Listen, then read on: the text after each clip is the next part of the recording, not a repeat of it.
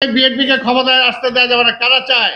যারা আমার প্রতিবেশী রাষ্ট্র ভারত বসে আছে এখানে, যে বাংলাদেশে যাতে গণতন্ত্র ফিরে না আসে, বাংলাদেশে যাতে কোনোভাবেই বিএনপি ক্ষমতায় না আসতে পারে, তারেক রহমান ক্ষমতায় না আসতে পারে, সেটার জন্য যত ধূম্রজাল সৃষ্টি করার, যত ব্যারিকেড সৃষ্টি করার সেগুলো করো, তবুও নির্বাচন যাতে পিছিয়ে যায়, নির্বাচন যাতে না হয়।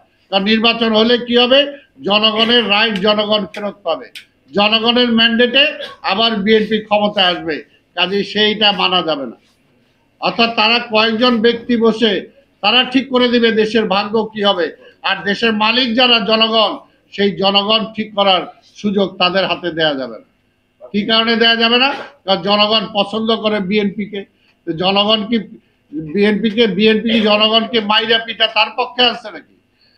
জনগণের পক্ষে সবসময় বিএনপি ছিল, সেই কারণেই জনগণ বিএনপির পক্ষে আছে। আজকে এই জায়গাটাতেই, আজকে সাইবার ওয়ার্ল্ডে এই যুদ্ধ, এই জায়গাটাই তারা প্রমাণ করতে চায়, বিএনপিকে জনগণের শত্রু হিসেবে প্রমাণ করতে চায়। কিন্তু বিএনপি যে জনগণের বন্ধু, এটাই আপনাদেরকে প্রমাণ করতে হবে, এটাই আপনাদের প্রমাণ করতে হবে। এটা হলো লড়াই প্রত্যেকটা জায়গায়। আজকে যে জন্য বললাম, আজকে যে আপনাদের 31 দফা, যদি প্রত্যেকটা দফা আমি বলি যে কি চায় নাই বিএনপি, বিএনপি আগেই বলে দিছে সেগুলো, যে যে সংস্কার করা দরকার সবকিছু বলা হয়েছে। প্রধানমন্ত্রীর ক্ষমতা কমানোর কথা বিএনপি বলে দিছে। প্রধানমন্ত্রী কতদিন থাকবে সেটাও একটা নির্ধারণ বিএনপি করে দিচ্ছে। যে বিএনপি কি চায় নাই? এখন যতটুকু আলোচনা হয়েছে দীর্ঘ 9 মাস, বিএনপি যে আলোচনা, বিএনপি যে দফাগুলো দিছে, তার বাইরে এক্সট্রা কি করতে পারছে এই সরকার?